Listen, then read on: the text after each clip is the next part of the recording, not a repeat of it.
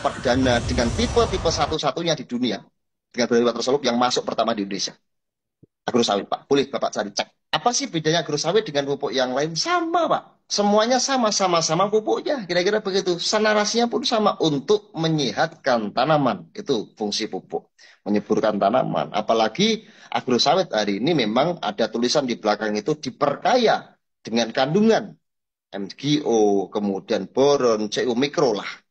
Terus kemudian kita ada pembenah tanah, ada asam amino, tentunya kita ada hormon-hormon yang kita lengkapi, dan tentunya memang itu menarik untuk kita bahas ke depan. Namun bicara NPK harus SNI melewati beberapa fase, pengujian lah, uji kelayakan lah, setiap bulan kita pasti ada pengecekan lah, kita berbasis NPK. Kenapa sih Pak kemasannya 10 kilo, kenapa nggak 50 kilo? Nah, kemudian ada yang bertanya, Pak, kenapa sih ini sedikit aja penggunaannya? Mungkin itu menarik untuk kita bahaskan. Mungkin karena orang membiasakan, karena di lapangan ini banyak sekali orang yang menggunakan tipe-tipe yang hampir sama. Di perkebunan kelapa sawit untuk PN, biasanya ada menggunakan 15-15-7, atau 17-17, atau triple. Yang kemudian ada menggunakan 12-12-17, ada menggunakan yang 13-6-27, yang rata-rata saat ini menggunakan itu untuk lahan non-gambut.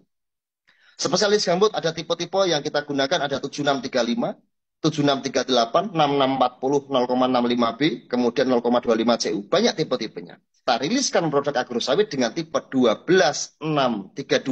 Kenapa 12632? Karena kita mengacu kalau kita berbicara untuk lahan gambut biasanya 7635, 7636, 7634. Untuk lahan mineral biasanya menggunakan 13627, kita ambil tengah-tengahnya. Fungsinya apa? Fungsinya kita supaya bisa digunakan lahan gambut maupun mineral.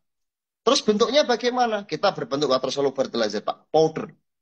Kenapa kita lakukan powder? Karena kita yakin supaya lebih terserap maksimal, fully 100% larut dalam air. Kira-kira begitu.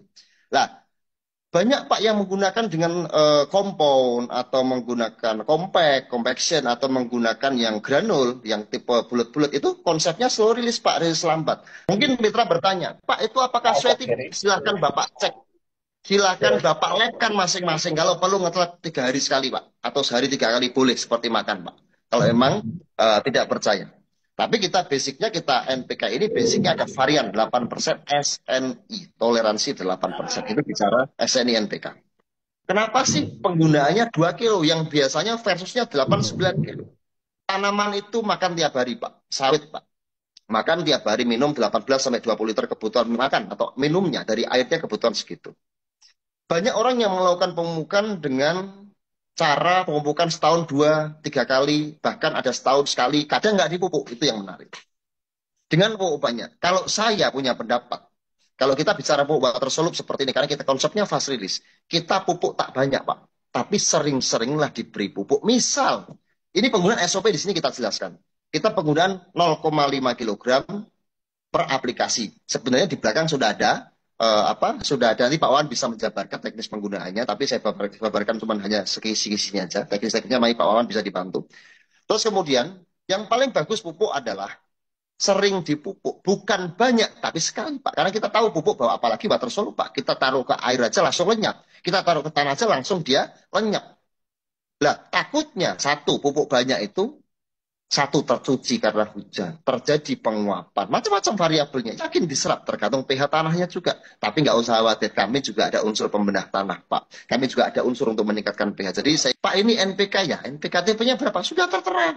Di kemasan sudah ada kemasan di situ 12-632, N12, P6, K32. Kita full spec, Pak, full spec. Kita sesuai dengan itu.